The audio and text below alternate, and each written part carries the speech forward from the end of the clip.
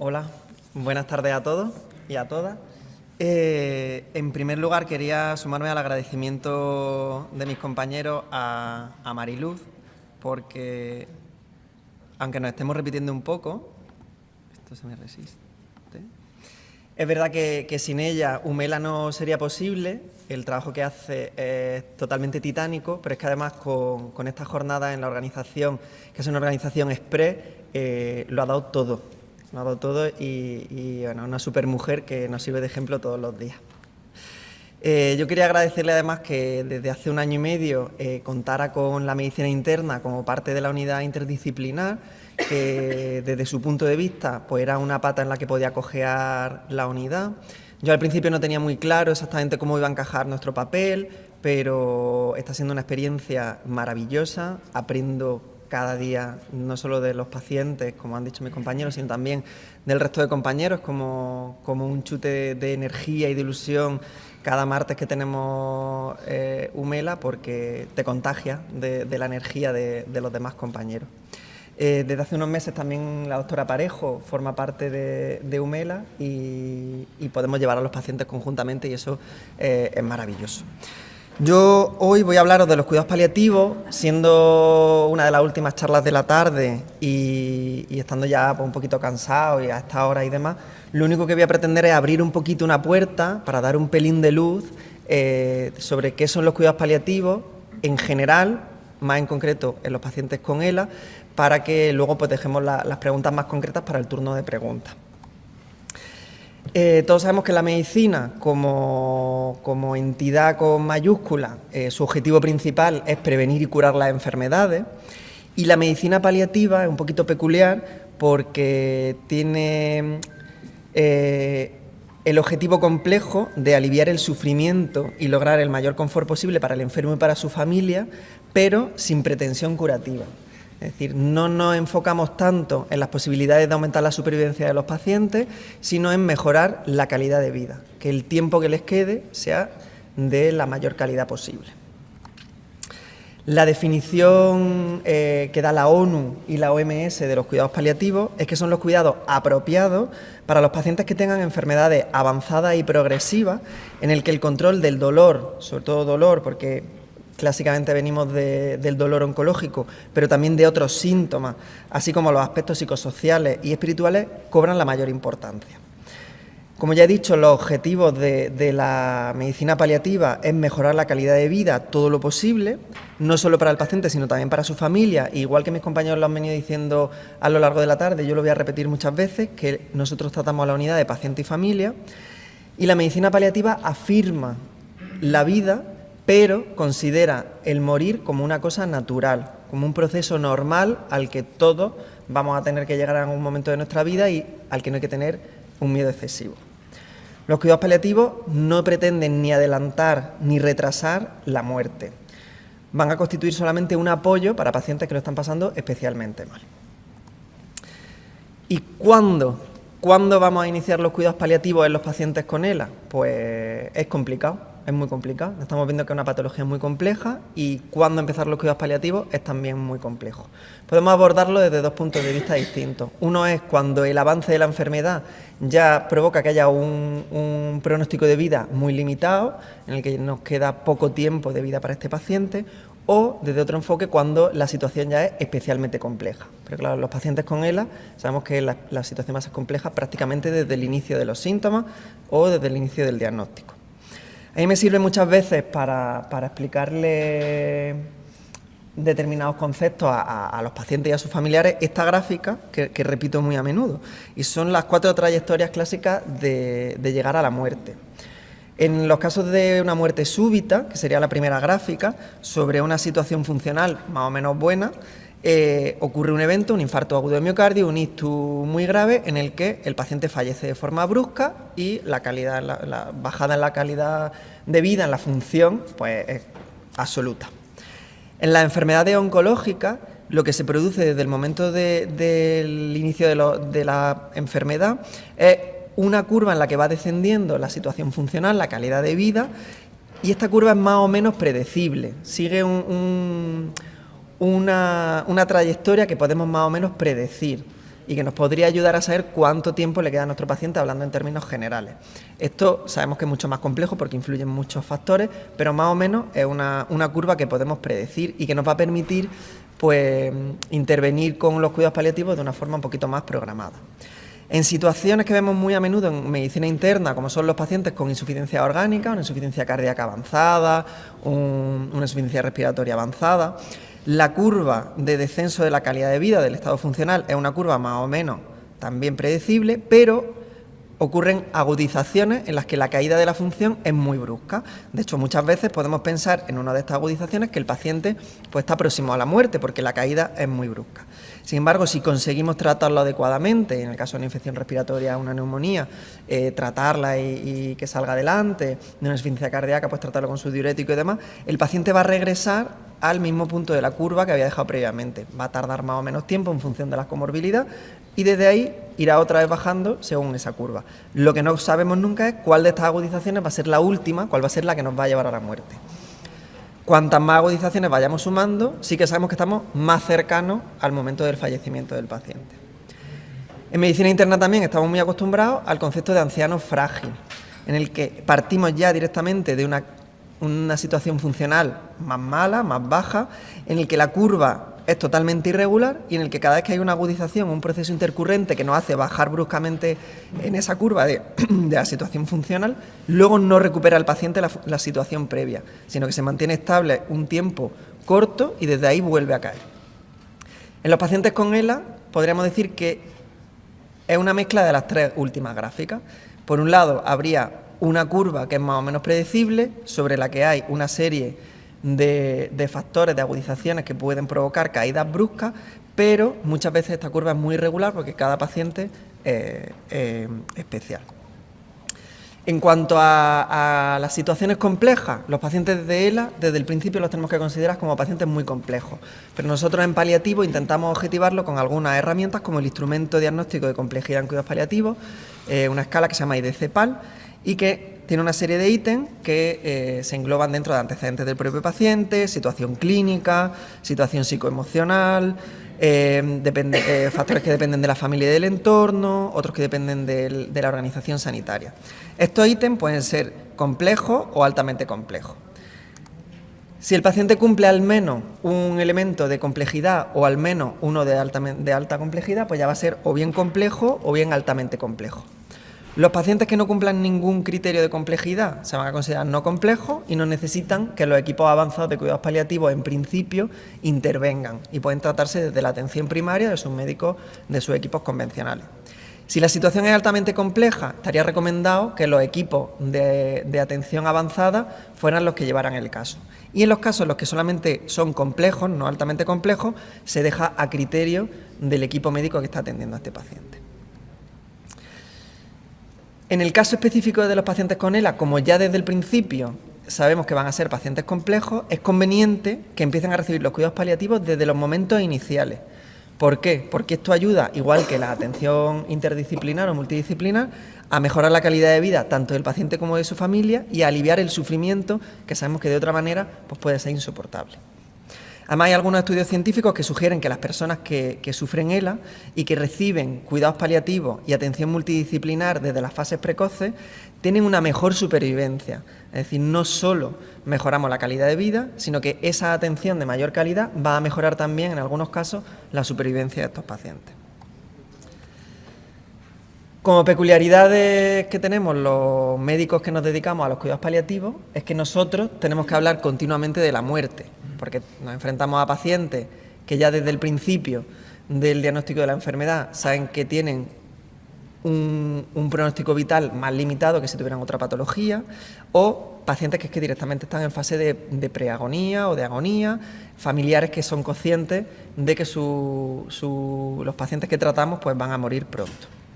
Y el problema es que en la sociedad en la que vivimos actualmente la muerte se ha convertido totalmente en un tabú. Lo hemos sacado de lo cotidiano, los cementerios en las ciudades, por razones sanitarias y higiénicas, están fuera, están en las afueras, ya no los vemos cuando vamos de un barrio a otro.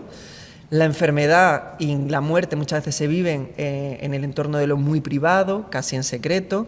No llevamos a los niños a un velatorio ni a un funeral, no les contamos que un familiar directo ha muerto, nos inventamos alguna historia. Y eso muchas veces genera en la población en general y en los propios profesionales un delirio de inmortalidad. Pensamos que si el paciente fallece es porque había un fracaso de la medicina, algo se ha hecho mal. Los pacientes clásicamente fallecían en las casas, cada vez se fallece más en el hospital. La cantidad de personas que pueden presenciar ese momento, visitar al paciente en el hospital, es reducida. Desde que empezamos con la pandemia, más reducido todavía. Y todo esto pues hace que la muerte esté cada vez más enclaustrada en el ámbito de lo muy privado. Todo esto, el problema que tiene es que nos priva como sociedad y como personas de poder prepararnos para la enfermedad y para la muerte. Y son cosas que todos vamos a vivir en algún momento, ninguno somos inmortales.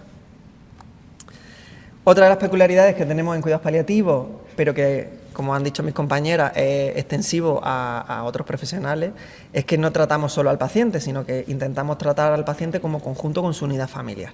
Y esto es muy importante porque participan en los cuidados. La mayor parte de las veces nos van a facilitar nuestro trabajo, pero en algunos casos también lo van a obstaculizar. Y se dan situaciones muy difíciles de manejar y tenemos que tener mucho tacto para saber llevarla a nuestro territorio. Tenemos que ser conscientes desde los cuidados paliativos de que las estructuras familiares van cambiando, de que hay muy distintas estructuras familiares y esto depende también de la cultura. No es lo mismo una familia mediterránea, en la que es más probable que se le intente ocultar un diagnóstico a un paciente de edad avanzada, que el contexto de las familias anglosajonas, en las que lo más probable es que el paciente entre solo a la consulta y no veamos a los familiares hasta una situación de una dependencia ya muy grave. Más peculiaridades de los profesionales de cuidados paliativos. Bueno, pues aparte de exigirnos que seamos técnicamente competentes, como al resto de los profesionales sanitarios, se nos exige además que tengamos especiales habilidades en la comunicación, en el apoyo emocional, que nos mostremos muy disponibles, y eso no significa que le demos nuestro propio teléfono personal a los pacientes, pero sí que tengan canales por los que se puedan poner en contacto con nosotros. Eso en Numela es muy fácil porque a través de Mariluz pues hay un acceso casi directo a todos los profesionales de la unidad. Nosotros además desde nuestro equipo de cuidados paliativos pues tenemos un contestador automático que funciona 24 horas al día en el que los pacientes nos dejan los mensajes y les devolvemos la llamada lo antes posible. Tenemos que tener una visión holística del paciente. El paciente no es solo la disnea, no es solo la cialorrea, no es solo el dolor, sino que es el dolor emocional que tiene porque ahora de pronto es dependiente y no quiere que lo cuide su familia, porque no quiere que su hijo lo vea en ropa interior o le tengan que cambiar un pañal, las dificultades económicas que van a tener porque dejan de estar en activo y a lo mejor las ayudas sociales tardan en llegar. Es una situación muchísimo más compleja. Y tenemos que tener muy claro también los profesionales dónde están nuestros límites de intervención. No pasar de la empatía a llevarnos a cuesta la experiencia. Tenemos que tener continuamente conversaciones muy complicadas con pacientes que en muchos casos no quieren oír lo que necesitamos que oigan. Tenemos que estar atentos a qué es lo que quieren realmente que hablemos y hay situaciones a diario que nos emocionan y tenemos que seguir emocionándonos. Trabajar en paliativos no significa endurecerse, hay que seguir estando blanditos, hay que seguir emocionándose con las historias de nuestros pacientes, hay que seguir aprendiendo, pero tenemos que aprender a que eso luego no nos afecte en nuestra casa. ¿Y qué proceso seguimos? ¿Cuál es nuestro mapa de ruta? Bueno, pues partimos habitualmente de un diagnóstico sintomático o sindrómico, porque no vamos buscando ya la curación del paciente, sino aliviar lo máximo posible sus síntomas. Pero no nos vamos a centrar solo en el nombre del síntoma, sino que vamos a buscar cuál es la causa, porque el mejor tratamiento de un síntoma va a ser siempre el etiológico, el causal. Vamos a investigar cómo de intenso es ese síntoma, qué repercusión real tiene en la vida de ese paciente. Vamos a informar al paciente de a qué puede deberse ese síntoma, cuáles son las distintas herramientas que tenemos a nuestro alcance para tratarlo. Y una vez que el paciente tenga toda esa información, tenemos que pactar un plan terapéutico. Y esa palabra me gusta mucho, es pactarlo. Esto tiene que ser un trabajo de dos partes, del equipo médico y sanitario y del paciente y de su familia. Tenemos que intentar priorizar cuáles van a ser las metas que nos vamos a marcar. Primero, porque los síntomas que a nosotros nos parezcan más importantes no tienen por qué ser los más limitantes para el paciente.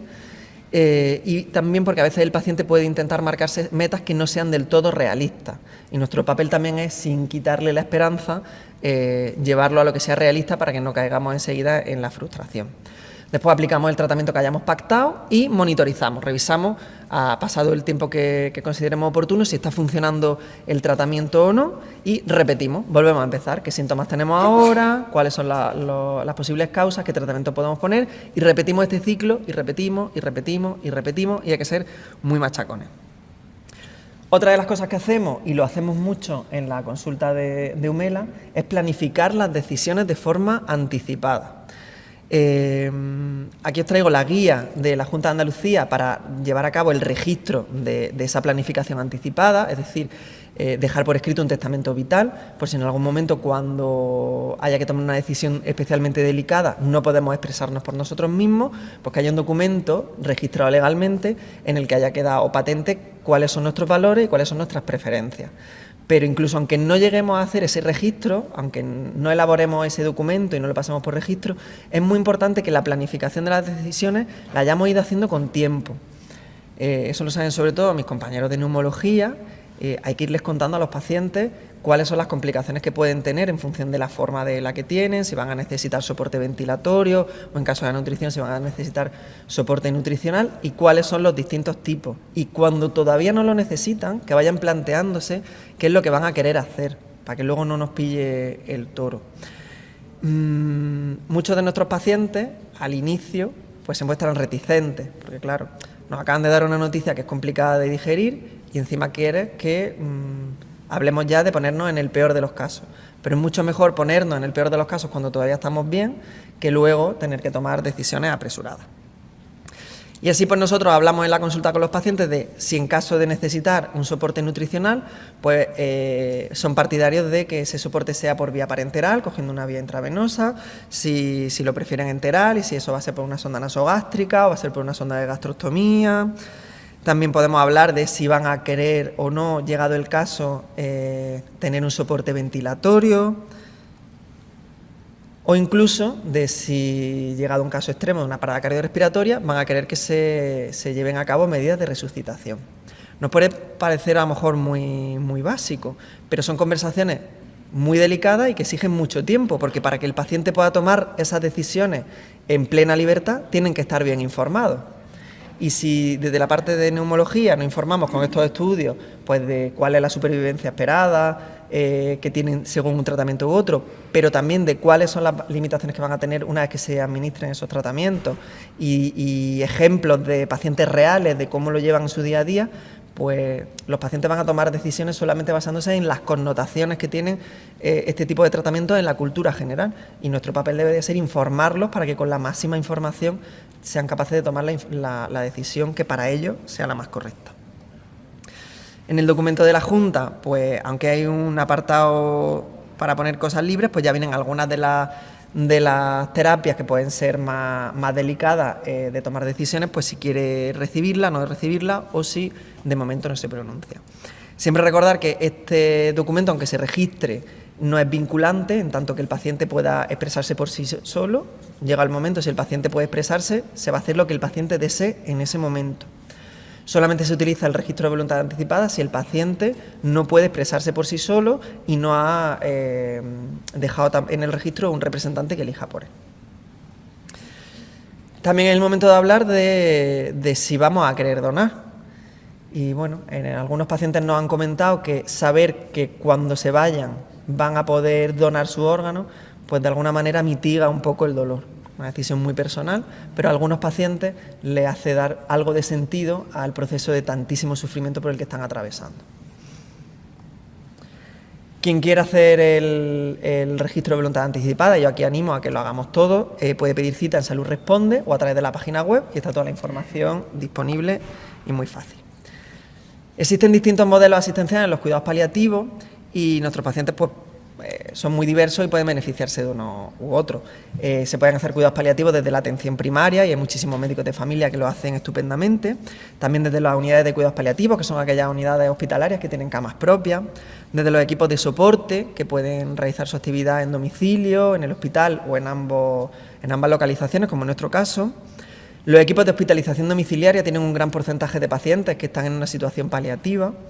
Los hospitales de larga estancia es también un sitio al que suelen acudir nuestros pacientes llegada a una situación ya muy avanzada. Y luego están los hospices, que sería una especie de híbrido entre una residencia y un hospital para pacientes terminales, como por ejemplo sería QDECA, ¿no?, lo más cercano. Así tenemos recursos convencionales de cuidados paliativos, que son principalmente la atención primaria y la atención hospitalaria que tenga formación básica en cuidados paliativos. Todos nuestros profesionales en Umela tienen formación al menos básica en cuidados paliativos, todos saben tratar síntomas y en el momento en el que estamos tratando cualquier síntoma del paciente que no va a poder curarse, estamos haciendo cuidados paliativos. Creo que a todos se nos debe de exigir que tengamos empatía con el paciente, que lo veamos de forma global, que tengamos en cuenta a su familia y por lo tanto todos, en muchos casos sin darnos cuenta, ya estamos teniendo un enfoque muy similar al de los cuidados paliativos. ¿Qué pasa cuando el paciente es especialmente complejo? Pues que tenemos que recurrir a los recursos avanzados, que son las unidades de cuidados paliativos como tal, que tienen camas propias, o los equipos de soporte, como es nuestro caso. Nuestro equipo de soporte es un equipo de soporte mixto porque realizamos actividad dentro y fuera del hospital. Tenemos actividad en las consultas externas, vemos pacientes ambulatorios, hacemos interconsultas que nos hacen desde otras especialidades, participamos en los comités de oncología, de medicina interna, realizamos actividades de enlace entre la atención primaria y el hospital, hacemos consultas a los pacientes por teléfono, atendemos también las demandas de los médicos de atención primaria por teléfono, acudimos al domicilio a ver a los pacientes que no se pueden desplazar, hacemos ingresos desde las urgencias cuando nos pillan en el horario de mañana, hacemos ingresos programados para que un paciente se haga una técnica, se ponga una PEG o se haga alguna prueba que necesite y también ingresamos pacientes en el hospital de día para hacer una técnica como una paracentesis, entre otras muchas cosas. Y para terminar, me llamó mucha la atención que tan solo el 10% a nivel mundial de la población que debería tener acceso a los cuidados paliativos lo consigue, porque se necesitan sobre todo muchos recursos humanos. La medicina paliativa y los cuidados paliativos no necesita muchas pruebas diagnósticas, ni necesita fármacos muy caros, ni necesita muchas ayudas técnicas. Necesita sobre todo equipos humanos que estén formados, pero no en todos los sistemas sanitarios están disponibles, incluso en sitios muy desarrollados como en nuestra economía, no todos los pacientes tienen el mismo acceso a los cuidados paliativos. Un paciente que vive en la zona metropolitana de Granada tiene un mejor acceso a los cuidados paliativos que un paciente del área de Loja. Y eso son inequidades del sistema sanitario que tenemos que intentar entre todos que mejoren y luchar día a día